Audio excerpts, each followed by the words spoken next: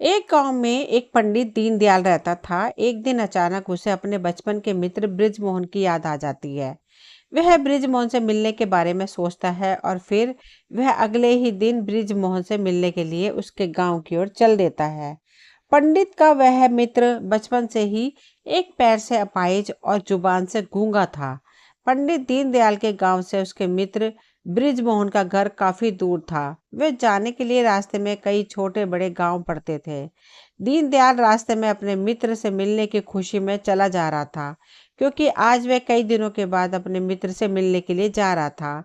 अभी वह कुछ दूर ही चल पाया था कि रास्ते में उसकी मुलाकात एक व्यक्ति से होती है। वह व्यक्ति भी दीनदयाल के साथ ही चलने लगता है। उस आदमी को देखकर दीनदयाल सोचने लगा कि चलो अच्छा हुआ, इस व्यक्ति से बातें करते हुए रास्ता आसानी से कट जाएगा। बातें करने के उद्देश्य से दीनदयाल उस व्यक्ति से उसका नाम पूछता है, तो उस व्यक्ति ने अपना नाम धर्मराज बताया। पंडित दीनदयाल को यह नाम कुछ अजीब सा लगा, लेकिन उन्होंने नाम के विषय में ज्यादा कुछ पूछना उचित नहीं समझा। दोनों आपस में बातें करते हुए साथ साथ चल रहे थे। तभी रास्ते में एक छोटा सा गांव आ जाता है। गांव के प्रवेश द्वार पर पहुंचते ही धर्मराज ने दीनदयाल से कहा कि आप आगे चलो, मुझे इस गांव में कुछ काम है। मैं वह काम समाप्त करके आपसे मिलता हूँ। दीनदयाल बोला ठीक है, और वह वहां से चलने लगता है। कुछ ही देर बाद खबर फैली कि एक व्यक्ति को आवारा सांड ने कुचल दिया है। जैसे ही सांड ने उस व्यक्ति को कुचला, उसके ठीक कुछ देर बाद ही धर्मराज पंडित दीनदयाल के पास वापस आ जाता है। फिर वो दोनों आगे की ओर चलना शुरू कर देते हैं। चलते चलते दोनों दूसरे गांव के मुख्य द्वार पर पहुंच जाते हैं। गांव के बाहर एक बहुत ही बड़ा और आलीशान मंदिर दिखाई देता है। वहां पर आराम करने की सुविधा भी काफी बढ़िया लग रही थी। पंडित के दोस्त का घर अभी भी वहां से कुछ दूर था, और रात होने के कारण पंडित दीनदयाल धर्मराज से कहते हैं कि जल्दी ही रात होने वाली है। सारा दिन सफर करने से मैं तो थक गया हूँ, और तुम भी थक गए, और भूख भी लग रही होगी। तो यहीं पर हम भोजन करके आज की रात विश्राम कर लेते हैं, और आगे का सफर हम अगली सुबह जारी रखेंगे। धर्मराज ने कहा ठीक है, मुझे भी यहाँ पर किसी को कुछ पैसे देने हैं। तुम भोजन करके आराम करो, मैं थोड़ी देर बाद आकर भोजन कर लूंगा। इतना कहकर वे वहां से चला जाता है। लेकिन उसके जाते ही कुछ देर बाद उस गांव में धुआं उड़ता हुआ दिखाई देता है, और देखते ही देखते पूरे गांव में आग लग जाती है। और कुछ ही देर में धर्मराज वापस पंडित के पास आ जाता है। यह देखकर दीनदयाल ने हैरानी से सोचा कि यह धर्मराज कुछ तो गड़बड़ करता है। यह जहां पर भी जाता है वहां पर कोई ना कोई अनहोनी। यह व्यक्ति कुछ तो अजीब है। लेकिन फिर भी पंडित दीनदयाल ने धर्मराज से कुछ भी पूछना उचित नहीं समझा। अगले दिन सुबह होते ही दोनों फिर से अपनी यात्रा शुरू कर देते हैं। कुछ समय बाद आगे एक गांव और आ जाता है। धर्मराज ने फिर पंडित से कहा कि पंडित जी, आप आगे चलिए, मुझे इस गांव में अपने मित्र के भाई से मिलने जाना है। मैं उससे मिलने के बाद आपको आगे रास्ते में मिल जाऊंगा। यह कहकर धर्मराज वहां से चला गया। लेकिन पंडित इस बार आगे नहीं बढ़ा। वह वही खड़ा होकर धर्मराज को देखने लगा कि वह कहाँ पर जाता है और क्या करता है। तभी उस गांव में थोड़ी देर बाद लोगों के चिल्लाने की आवाज सुनाई देने लगी कि एक व्यक्ति को सांप ने काट लिया और उसकी मृत्यु हो गई है। ठीक उसी समय धर्मराज फिर से पंडित दीनदयाल के पास पहुंच गया। लेकिन इस बार पंडित से रहा नहीं गया, और उसने धर्मराज से पूछ ही लिया कि तुम जिस भी गांव में जाते हो वहां कोई ना कोई अनहोनी जरूर हो जाती है। क्या तुम मुझे बता सकते हो कि आखिर ऐसा क्यों हो रहा है? तब धर्मराज मुस्कुराते हुए पंडित दीनदयाल से कहने लगता है कि आप तो मुझे बहुत ज्ञानी मालूम पड़े थे, इसलिए मैं आपके साथ चलने लगा था, क्योंकि ज्ञानी व्यक्तियों का साथ बहुत अच्छा होता है। परंतु आप अभी तक नहीं समझ पाए कि मैं कौन हूँ। पंडित ने कहा, मुझे तो पहले से ही शंका थी कि तुम कोई आम व्यक्ति नहीं हो। अगर आप स्वयं ही अपना परिचय दे दें, मुझे आपको समझने में आसानी हो जाएगी। तब धर्मराज ने जवाब दिया कि मैं लोगों के प्राण हरने वाला यमदूत हूँ।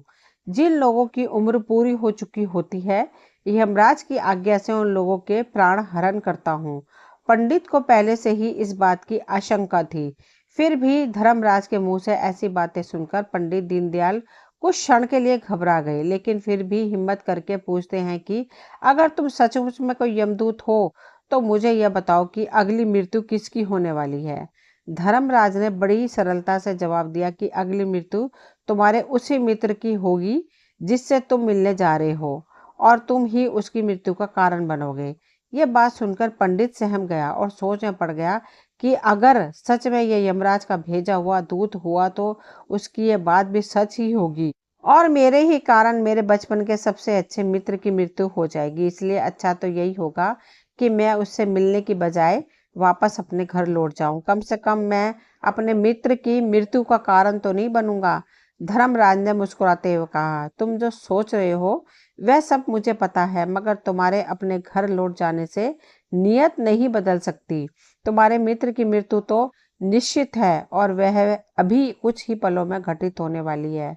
धर्मराज के मुख से ऐसी बातें सुनकर पंडित को एकदम झटका सा लगा, क्योंकि धर्मराज ने पंडित के मन की बातें पढ़ ली थी, जो कि एक सामान्य व्यक्ति के लिए संभव नहीं था। अब पंडित दीनदयाल को विश्वास हो गया कि यह धर्मराज सचमुच यमदूत ही है। जब पंडित को यह पूर्ण विश्वास हो गया कि धर्मराज सच में यमदूत है तो वह घबरा गया। वह अपने मित्र की मृत्यु का कारण नहीं बनना चाहता था, इसलिए वह पलटकर अपने गांव की तरफ वापस जाने लगा। लेकिन जैसे ही पंडित वापस जाने के लिए मुड़ा, तभी उसका मित्र तेजी से उसकी ही तरफ चला आ रहा है, जो कि पंडित को देखकर अत्यंत प्रसन्न दिखाई दे पड़ रहा था। अपने मित्र के आने की गति को देखकर पंडित को ऐसा लगा कि जैसे उसका मित्र काफी देर से उसका ही पीछा कर रहा था, लेकिन वह बचपन से ही गूंगा और पैर से लंगड़ा था, इसलिए ना तो वह पंडित को आवाज देकर रोक पाया और ना ही उस तक पहुंच पाया। लेकिन जैसे ही वह पंडित के पास पहुंचा, अचानक ही जमीन पर गिर पड़ा और उसकी मृत्यु हो गई। पंडित एकदम से हक्का बक्का होकर यमराज की ओर देखने लगा, जैसे कि वह पूछना चाह रहा हो कि आखिर यह क्या हुआ। धर्मराज पंडित के मन में उठे प्रश्न को समझ गया और बोला, तुम्हारे मित्र ने पिछले गांव में ही तुम्हें देख लिया था और यह वहीं से तुम्हारा पीछा कर रहा था, लेकिन गूंगा और लगड़ा होने की वजह से वह तुम तक पहुंच नहीं पाया। उसने अपनी पूरी ताकत लगाकर तुम तक पहुंचने का प्रयास किया, लेकिन बुढ़ापे में बचपन जैसी ताकत नहीं होती, इसलिए उसे दिल का दौरा पड़ गया और यही उसकी मृत्यु का कारण बन गया। वह तुमसे मिलने के लिए अपनी सीमाओं को तोड़कर तुम्हारे पीछे भाग रहा था, इसलिए अपने मित्र की मृत्यु का कारण भी तुम ही कहलाओगे। अब पंडित को पूर्णतः विश्वास हो गया कि धर्मराज यमदूत है और उसका कार्य जीवों के प्राण हरण करना है। लेकिन पंडित एक समझदार व्यक्ति था। वह यह भी जानता था कि मृत्यु पर किसी का वश नहीं चलता, सबको एक ना एक दिन मरना ही है। यही सोचकर उसने अपने आप को संभाल लिया और अचानक ही पंडित के मन में अपनी मृत्यु के बारे में पूछने की भी इच्छा हुई।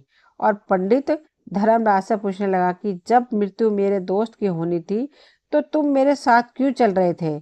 यह प्रश्न सुनकर धर्मराज जोर से हंसा और बोला, मैं तो हर पल सभी के साथ चलता हूँ, किंतु लोग पहचान नहीं पाते, क्योंकि लोगों के पास अपनी समस्याओं के अलावा किसी और के बारे में सोचने के लिए समय होता ही नहीं। पंडित ने कहा, तो क्या तुम यह बता सकते हो कि मेरी मृत्यु कब, कहाँ और कैसे होगी।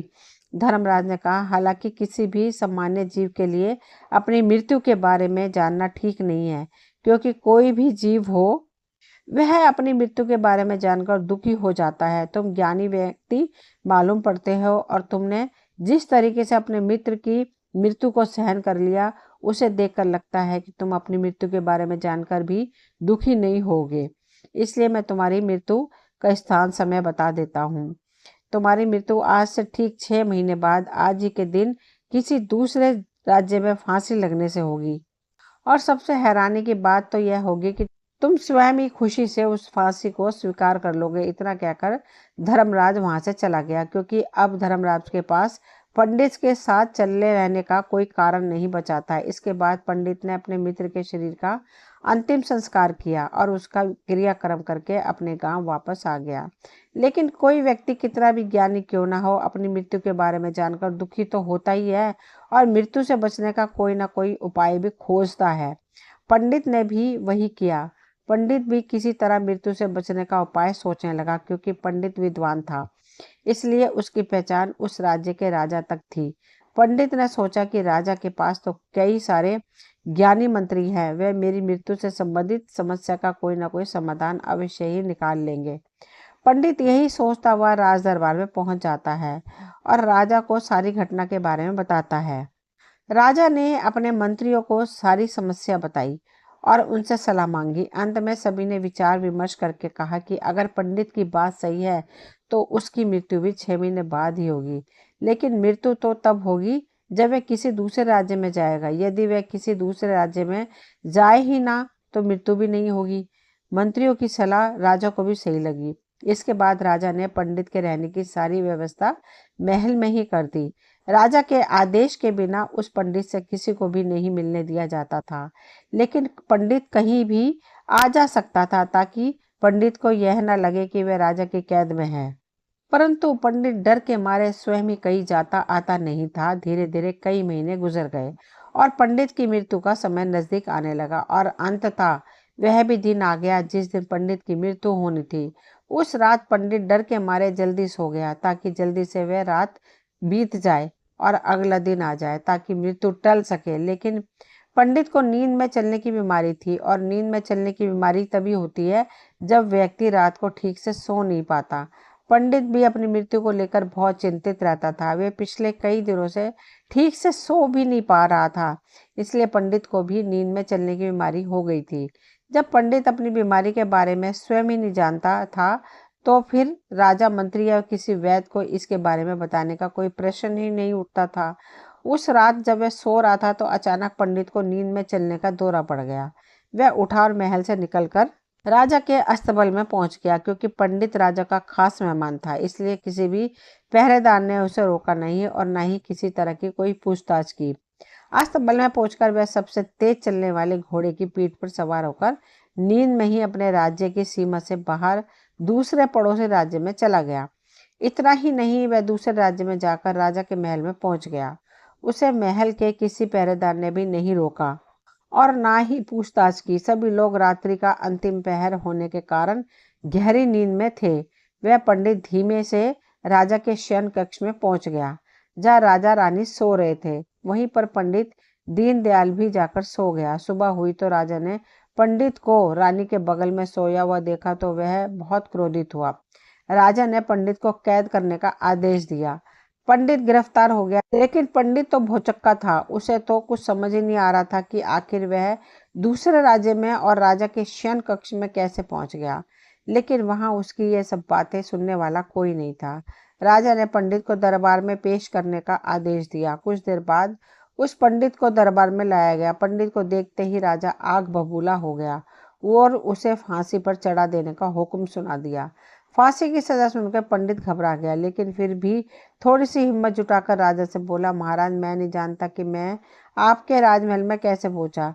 मैं यह भी नहीं जानता कि आपके शयन कक्ष तक कैसे पहुंचा। आपके महल के किसी पहरेदार या सैनिक ने मुझे रोका क्यों नहीं। लेकिन इतना जरूर जानता हूं कि आज मेरी मृत्यु होनी निश्चित है और जो आज होकर ही रहेगी।